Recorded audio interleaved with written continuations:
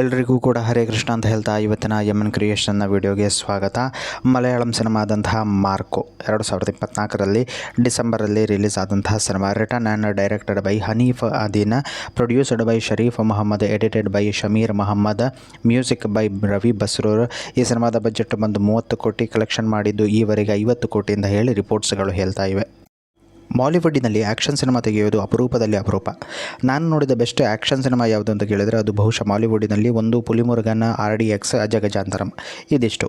But ಮಲಯಾಳಂನಲ್ಲಿ ಈ ರೀತಿಯಾದಂತಹ action cinema, ಅದರಲ್ಲಿಯೂ ಕೂಡ most violent brutal action cinema ತೆಗಿತಾರೆ ಅಂತ ಗೊತ್ತಿರಲಿಲ್ಲ.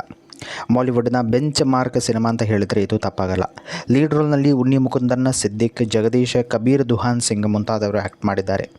ಇನ್ನು ಸಿನಿಮಾದ ಕತೆ ಹೊಸತೇನೂ ಅಲ್ಲ, ಬಟ್ ಅದನ್ನು ತೋರಿಸಿದ ವಿಧ ಮಾತ್ರ ಡಿಫರೆಂಟ್ ಆಗಿಯೇ ಇತ್ತು. ಒನ್ಲೈನ್ ಸ್ಟೋರಿ ಏನು ಅಂತ ಕೇಳಿದರೆ, 2 ಡ್ರಗ್ ಕಾರ್ಟೆಲ್ಗಳು ಡಾನ್ಗಳಿರ್ತಾರೆ. ಅದರಲ್ಲಿ ಒಬ್ಬನ ಫ್ಯಾಮಿಲಿಯ ಮೆಂಬರನ್ನು ಬ್ರೂಟಲ್ ಆಗಿ ಕೊಲ್ತಾರೆ. ಅದು ಬೇರೆ ಯಾರೂ ಆಗಿಲ್ಲ, ಈ ಮಾರ್ಕೋನ ತಮ್ಮ ಆಗಿರ್ತಾನೆ. ನೆಕ್ಸ್ಟ್ ಅವ ಯಾವ ರೀತಿಯಲ್ಲಿ ರಿವೆಂಜ್ ತೀರಿಸ್ತಾನೆ ಅಥವಾ ಇವನೇ ಏನಾದರಲ್ಲಿ ಕಳೆದು ಹೋಗ್ತಾನೆ ಅಂತ ಹೇಳೋದು ಸಿನಿಮಾ. ಇನ್ನು ಸಿನಿಮಾ ಬಗ್ಗೆ ಹೇಳೋದಾದರೆ, ಯಾರು ಆ್ಯಕ್ಷನ್ ಸಿನಿಮಾವನ್ನು ಇಷ್ಟಪಡ್ತಾರಲ್ಲ ಅವರಿಗಿದು ಹೇಳಿ ಮಾಡಿಸಿದಂತಹ ಸಿನಿಮಾ. ಹೇಳಿ ಕೇಳಿ ಇದೊಂದು A ರೇಟೆಡ್ ಸಿನಿಮಾ ಆಗಿರುತ್ತೆ. ಕಥೆಯಲ್ಲಿ ಯಾವುದೇ ಲ್ಯಾಗ್ ಇಲ್ಲ, ಕಾಮಿಡಿ ಇಲ್ಲ, ಸಾಂಗ್ ಜಾಸ್ತಿ ಇಲ್ಲ. ಮಲಯಾಳಂನಲ್ಲಿ ಬಂದಂತಹ ಡಿಫರೆಂಟ್ ಸಿನಿಮಾ ಆಗಿರುತ್ತೆ. ಫಸ್ಟ್ ಟೈಮ್ ಈ ರೀತಿಯ ಸಿನಿಮಾ ನಾನು ನೋಡಿರೋದು. ಅನಿಮಲ್, ಅದಾದಂದರೆ ಹಿಂದಿಯ ಕಿಲ್, KGF, ಅದರಲ್ಲಿ ಏನು ವೈಲೆನ್ಸ್ ಎಲ್ಲ ತೋರಿಸಿದಾರಲ್ಲ ಅದಕ್ಕೂ ಮೇಲೆ ಈ ಸಿನಿಮಾದಲ್ಲಿ ವೈಲೆನ್ಸ್ ಹಾಗೂ ಆ್ಯಕ್ಷನ್ಗಳನ್ನು ತೋರಿಸಿದ್ದಾರೆ. ಹಾಗೆ ಇದೆ ಒಂದೊಂದು ಆ್ಯಕ್ಷನ್ ಸೀಕ್ವೆನ್ಸ್ಗಳು. ಅದರಲ್ಲೂ ಇಂಟರ್ವಲ್, ಕ್ಲೈಮ್ಯಾಕ್ಸ್ಗಿಂತ ಮುಂಚೆ ಹಾಗೂ ಕ್ಲೈಮ್ಯಾಕ್ಸ್ ಲಿಟ್ರಲಿ ಸೈಕ್ ಸೀನ್ಸ್. ನಿಮ್ಮ ಪೈಸಾ ವಸೂಲು ಖಂಡಿತ. ಈ ಸಿನಿಮಾ ರಿಲೀಸ್ ಆಗೋಕ್ಕೂ ಮುಂಚೆ ಅದರಲ್ಲಿ ಆ್ಯಕ್ಟ್ ಮಾಡಿದಂತಹ ಸೀನಿಯರ್ ಆ್ಯಕ್ಟರ್ ಜಗದೀಶ್ ಒಂದು ಇಂಟರ್ವ್ಯೂನಲ್ಲಿ ಹೇಳಿದರು, ಇದು ಎಷ್ಟು ವೈಲೆಂಟ್ ಹಾಗೂ ಬ್ರೂಟಲ್ ಆಗಿರುತ್ತೆ ಅಂತ ಕೇಳಿದರೆ ಬಹುಶಃ ಮಲಯಾಳಂನ ಆಡಿಯನ್ಸ್ಗಳು ಇದನ್ನು ಡೈಜೆಸ್ಟ್ ಮಾಡ್ತಾರೋ ಅಥವಾ ಸ್ವೀಕರಿಸ್ತಾರೋ ಅಥವಾ ಇದನ್ನು ತಿರಸ್ಕರಿಸ್ತಾರೋ ಅಂತ ಹೇಳುವ ಹಾಗೆ ಅವರು ಹೇಳಿದ್ರಾಯ್ತು. ಅಂದರೆ ಅಷ್ಟು ಮೋಸ್ಟ್ ವೈಲೆಂಟ್ ಆಗಿರುತ್ತೆ ಅಂತ ಹೇಳುವಂಥ ಒಂದು ಕ್ಲೂವನ್ನು ಕೊಟ್ಟಿದ್ರಾಯಿತು. ಸೊ ಅದಕ್ಕೆ ತಕ್ಕ ಹಾಗೆ ಸಿನಿಮಾ ಇದೆ. ಸಿನಿಮಾದ ಬ್ಯಾಕ್ ಬೋನ್ ಯಾರು ಅಂತ ಕೇಳಿದರೆ ಖಂಡಿತವಾಗಿ ಉನ್ನಿ ಮುಕುಂದನ್, ಅದರಲ್ಲಿ 2 ಮಾತಿಲ್ಲ. ಬಾಕಿ ಉಳಿದ ಎಲ್ಲ ಕ್ಯಾರೆಕ್ಟರ್ಸ್ಗಳು ಕೂಡ ಅವರವರ ರೋಲನ್ನು ಪರ್ಫೆಕ್ಟಾಗಿ ಮಾಡಿದ್ದಾರೆ. ಕಬೀರ್ ಸಿಂಗ್ ದುಹಾನನ್ನು ನೋಡುವಾಗ KGFನ ಗರುಡನ ನೆನಪಾಗುತ್ತೆ. ಯಾಕೆಂತ ಹೇಳಿದ್ರೆ ಅಷ್ಟು ವೈಲೆಂಟ್ ವಿಲನ್ ಆಗಿ ಆ್ಯಕ್ಟ್ ಮಾಡಿದ್ದಾರೆ. ಅವರು ಬರೋದೇ ಕೊನೆಯ 30 to 40 ಮಿನಿಟ್ಸ್ ಒಳಗಡೆ, ಬಟ್ ಅದು ಮಾತ್ರ ಪೀಕ್ ರೋಲ್ ಆಗಿರುತ್ತೆ. ಇನ್ನು ಸಿನಿಮಾದ ಮೇಯ್ನ್ ಹೈಲೈಟ್ ಏನು ಅಂತ ಕೇಳಿದರೆ BGM. ರವಿ ಬಸ್ರೂರ್ ಸರ್, ಇದೇ ಬೇಕಾಗಿರೋದು ನಿಮ್ಮಿಂದ. After KGF, Salaar, one of the best work from the Ravi Basrur sir ಅವರಿಂದ. ಒಂದು ಕಡೆಯಲ್ಲಿ ಆ್ಯಕ್ಷನ್, ಇನ್ನೊಂದು ಕಡೆಯಲ್ಲಿ ಬಸ್ರೂರ್ ಸರ್ ಅವರ BGM. What A combination. ಯಾವ್ಯಾವ ಕ್ಯಾರೆಕ್ಟರ್ಗೆ ಯಾವ್ಯಾವ ಮ್ಯೂಸಿಕ್ ಕೊಡಬೇಕು ಅಂತ ಕರೆಕ್ಟಾಗಿ ಜಡ್ಜ್ ಮಾಡಿ ಕೊಟ್ಟಿದ್ದಾರೆ ಇದರಲ್ಲಿ.